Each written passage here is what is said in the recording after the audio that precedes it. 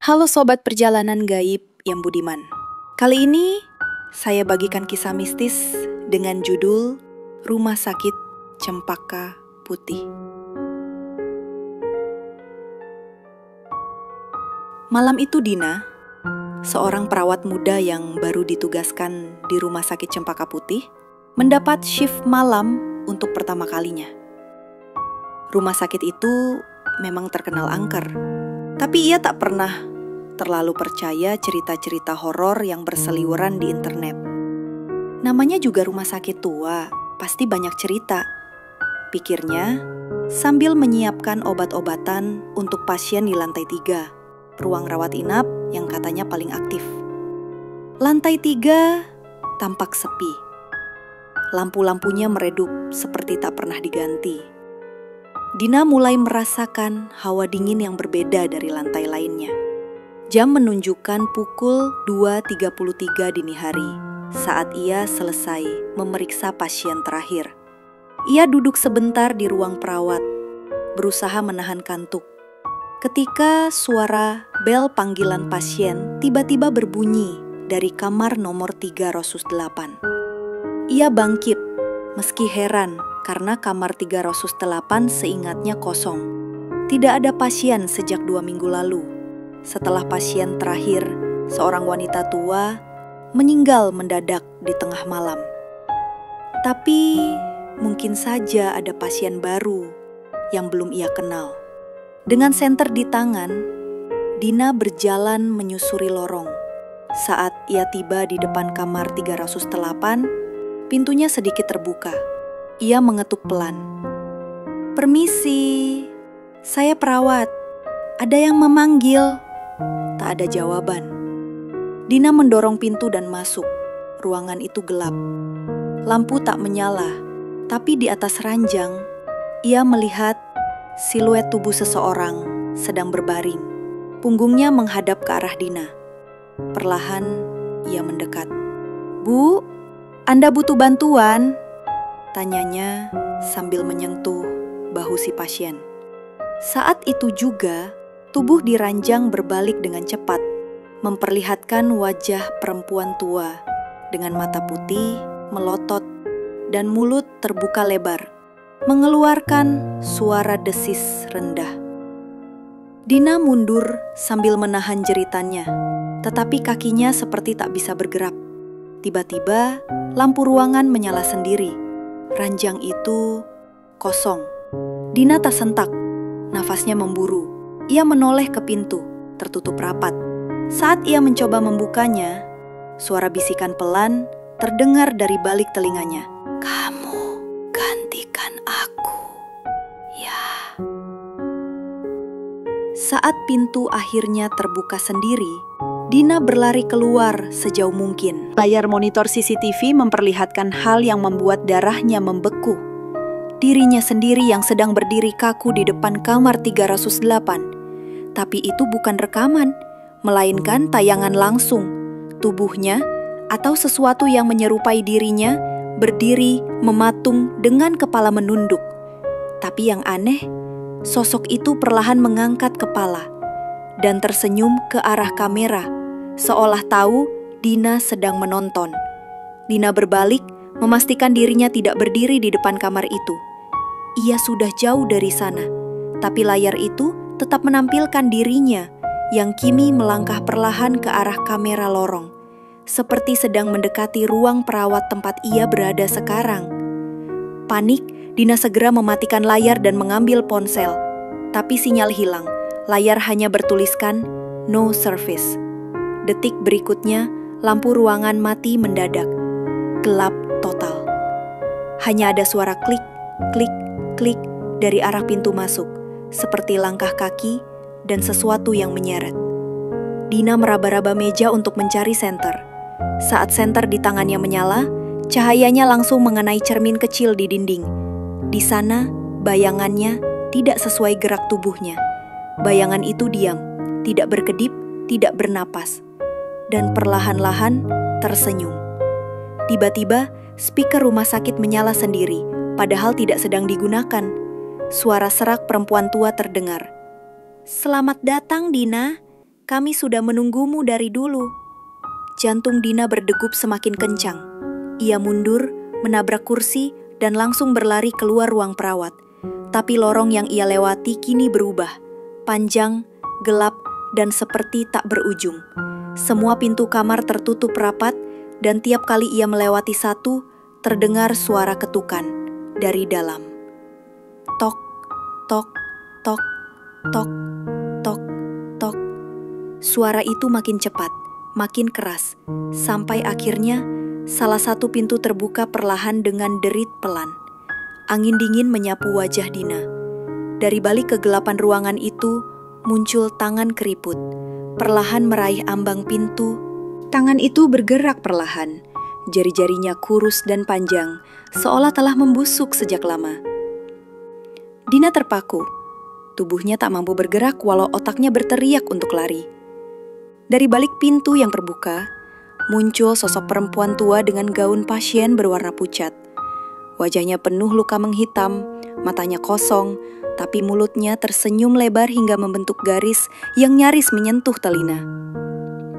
Sosok itu menunjuk ke arah Dina. "Giliranku keluar, giliranmu di sini."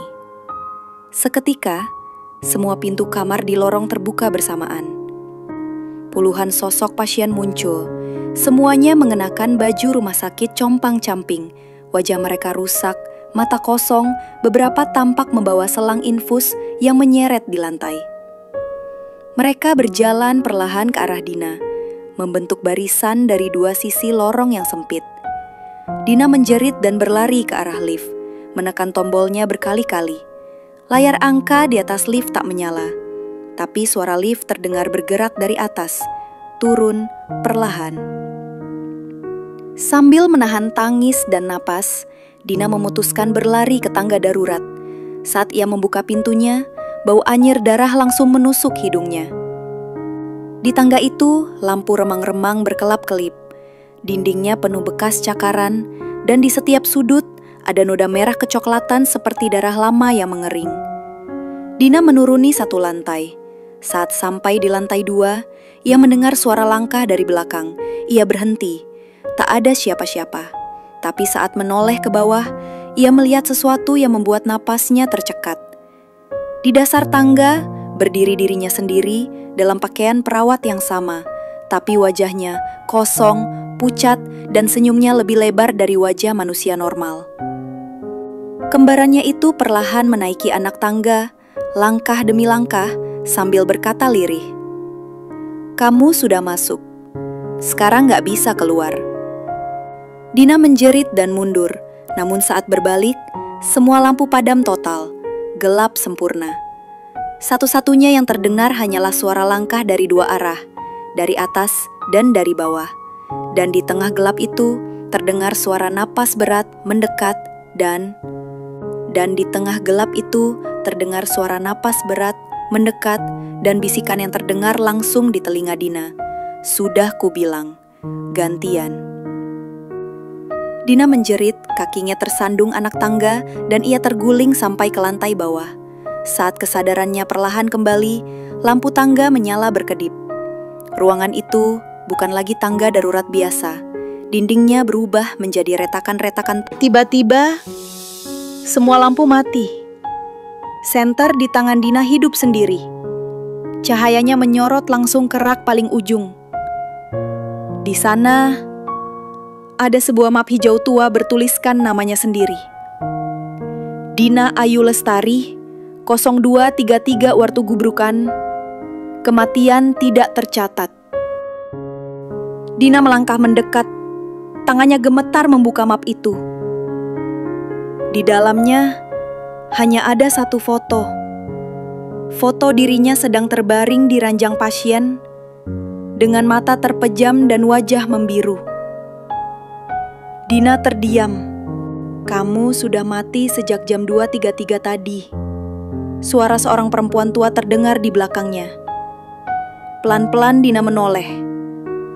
Perempuan itu adalah pasien tua dari kamar 39. Wajahnya kini utuh, tenang, dan senyumnya penuh arti. Ia menunjuk ke map di tangan Dina. Tinggal tanda tangan di situ, biar kamu bisa tenang. Tapi tangan Dina menolak bergerak. Napasnya memburu, kepalanya pusing. Semua suara di ruangan mulai bergema. Tangisan, tawa, bisikan, jeritan. Rak besi mulai bergoyang sendiri. Boneka di kursi roda menundukkan kepala lalu mengangkatnya dengan mata terbuka lebar. Suara denting jam tua berdentang di kejauhan, dan angka di jam digital center berulang kali menampilkan waktu yang sama. 0233, 0233, 0233, dan tiba-tiba, suara rak besi roboh membahana. Lampu senter Dina mati total. Gelap, sunyi, hanya suara detak jantungnya yang terasa seperti palu yang dipukulkan ke dadanya sendiri. Tapi entah kenapa, tubuhnya kini bisa bergerak. Dina meraba-raba ke arah pintu, ingin keluar dari ruangan arsip. Tapi saat tangannya menyentuh gagang pintu, sesuatu mencekal pergelangan tangannya dengan erat. Ia menarik nafas, mencoba berteriak, tapi tak ada suara yang keluar dari mulutnya. Perlahan dari balik gelap, terdengar suara tangisan lirih. Bukan satu, tapi banyak. Seperti ruangan itu dipenuhi oleh mereka yang tak terlihat. Tangan yang mencekalnya makin dingin dan mencengkram kuat. Dina menoleh. Map yang tadi dipegangnya kini melayang di udara, terbuka sendiri, dan selembar kertas kosong terjatuh. Lalu terisi tulisan sendiri. Nama, Dina Ayu Lestari. Status pengganti waktu. Bergabung 0233 WIB. Ruangan 308. Wajah Dina mulai pucat. Ruangan di sekelilingnya mulai berubah. Kini dinding-dinding dipenuhi foto-foto pasien. Dengan mata tercungkil, mulut dijahit, tubuh terbakar, dan semuanya memiliki waktu yang sama di bawah fotonya. 02333. Dari belakangnya suara langkah kaki menyeret kembali terdengar. Dan lalu suara bisikan-bisikan itu mulai menyebut namanya lagi dan lagi. Dina, Dina, gantian, gantian. Seketika lampu menyala terang. Dina kini berdiri di kamar 308. Tapi ruangan itu tak lagi kosong. Ia yang tadi dengan seragam perawat, kini terbaring di ranjang tak bergerak. Matanya terbuka kosong menatap langit-langit. Di ujung ranjang berdiri dokter dan perawat dengan wajah tak dikenal. Menyuruh seorang perawat baru masuk sambil berkata, "Ini pasien baru kita, namanya Dina, masuk tanpa data. Tapi katanya ia karyawan lama yang hilang sejak 2 minggu lalu." Perawat baru itu menatap wajah Dina yang terbaring. Sepertinya aku pernah lihat wajah ini. Tapi sebelum ia menyelesaikan kalimatnya, bel pasien di kamar 308 berbunyi sendiri. Klik, tok, tok, tok. Dan dari monitor CCTV di ruang perawat, yang entah kenapa merekam sendiri tanpa operator, terlihat. Dina perlahan duduk dari ranjang dan tersenyum ke arah kamera. Namun ada yang aneh dari senyuman itu. Bibirnya membentuk sesuatu, seolah sedang mengucapkan kata tanpa suara. Satu persatu perawat yang melihat monitor mulai menyipitkan mata, mencoba membaca gerakan bibirnya. Lari, lari sekarang. Tiba-tiba seluruh monitor CCTV di ruang perawat berkedip. Semua layar menampilkan satu gambar yang sama. Lorong lantai 3, kosong, gelap, dengan satu sosok berdiri di ujung lorong. Sosok itu memakai seragam pasien. Rambut panjang menutupi wajah, tubuhnya sedikit membungkuk, tak bergerak. Lalu sosok itu menengok perlahan ke arah kamera dan berjalan maju. Monitor satunya mulai menampilkan gambar dari lorong tangga darurat. Sosok yang sama. Lalu dari lorong menuju ruang gawat darurat. Sosok yang sama. Lampu ruangan tiba-tiba mati total. Monitor-monitor kini hanya menampilkan angka waktu yang terus berulang. 233, 233, 233. terdengar suara dari interkom rumah sakit. Suara yang lirih dan gemetar. Untuk seluruh petugas, jangan biarkan kamar 38 dibuka. Dan kalau kalian mendengar suara bel, abaikan. Tapi sebelum pengumuman itu selesai, bel kamar 38 berbunyi sekali lagi. Kali ini lebih keras, lebih nyaring. Ting! Lampu menyala sebentar, cukup untuk menampakkan bahwa semua ranjang di kamar 38 kini terisi penuh, dan semua pasien menatap lurus ke kamera dengan mata yang sama kosongnya seperti Dina. Sementara itu, di basement, pintu ruang arsip lama kembali berderit terbuka. Di dalamnya, tumpukan map semakin banyak. Nama-nama baru terus muncul di setiap lembaran. Satu map baru jatuh sendiri ke lantai. Nama Arum Setiawati. Status perawat magang. Tanggal bergabung 26 Juni. Waktu 2.33 di Pasih. Dari lift lantai bawah terdengar suara langkah sepatu baru. Dari lift lantai bawah terdengar suara langkah sepatu baru. Arum Setiawati, perawat magang yang baru ditugaskan malam itu, melangkah keluar dari lift sambil menggenggam map orientasi. Ia terlihat bingung, menoleh ke kiri dan kanan, mencari ruang perawat. Koridor tampak sepi, terlalu sepi untuk ukuran rumah sakit yang katanya masih aktif. Dari salah satu lorong, seorang perawat wanita dengan wajah pucat dan senyum kaku menyapanya pelan. "Kamu perawat baru ya? Ke ruang perawat dulu. Lurus, lalu belok kanan." Arum mengangguk, berterima kasih, lalu berjalan sesuai arah yang ditunjukkan.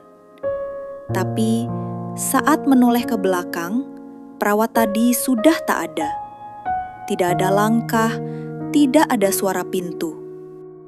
Setibanya di ruang perawat lantai 3, Arum disambut oleh monitor CCTV yang berkedip. Di kursi kerja, ada seseorang membelakanginya. "Permisi, saya Arum, magang malam ini," ucapnya sopan. Sosok di kursi itu tidak menjawab. Arum di salah satu layar, sosok Arum di kamar 308 perlahan menoleh ke kamera, wajahnya berubah. Matanya hitam legam, bibirnya pecah dan berdarah, lalu berkata tanpa suara, "Kamu gantian sekarang." Tiba-tiba seluruh pintu di lorong luar terbuka serempak. Suara langkah kaki tak kasat mata mulai menggema, dan dari kejauhan lonceng kecil berdentang pelan. Makin cepat, makin nyaring. Arum berlari keluar ruang perawat, tapi lorong telah berubah. Dindingnya bernoda, lampunya redup, dan tiap pintu kini tertulis nama-nama. Bukan nama pasien, tapi nama perawat yang pernah bertugas malam. Semuanya berakhir di jam yang sama, 2.33 Watrantung Segoa. Saat Arum sampai di ujung lorong, pintu kamar 308 perlahan terbuka sendiri menyambutnya. Di dalam, ranjang sudah rapi, seperti menunggu seseorang untuk berbaring. Dan di cermin di dalam kamar, Arum melihat bayangan dirinya, tersenyum. Tapi ia sadar, ia tidak sedang tersenyum. Bayangan itu bergerak sendiri, mendekat, mendekat. Dari speaker rumah sakit, terdengar suara rekaman tua. "Selamat datang di Rumah Sakit Cempaka Putih. Mohon untuk tidak meninggalkan kamar setelah pukul 2.33 Watrantum Segoa untuk keselamatan Anda sendiri." Lalu, Bel kamar 308 kembali berbunyi. Kali ini tidak berhenti. Ting, ting, ting, ting, ting. Beberapa minggu kemudian, Rumah Sakit Cempaka Putih dinyatakan tutup sementara oleh pihak berwenang karena laporan gangguan listrik, data pasien yang hilang, dan sejumlah staf yang menghilang tanpa jejak. Tak ada penjelasan resmi, namun di kalangan tenaga medis, cerita tentang lantai 3 dan kamar 308 terus beredar. Dibisikkan dengan suara rendah, seolah menyebut namanya saja bisa mengundang malapetaka. Mereka bilang, siapapun yang mendapat shift pertama di malam Jumat dan ditugaskan ke lantai 3, tidak akan pernah sama lagi. Ada juga yang bersumpah melihat seseorang berbaju perawat mondar-mandir di lorong, menatap ke arah CCTV. Padahal tak ada satupun nama perawat yang cocok dengan wajah itu. Di ruang arsip yang kini digembok, tumpukan map lama masih tertata. Di rak paling bawah, sebuah map berdebu terbuka oleh angin. Nama, Arum Setiawati.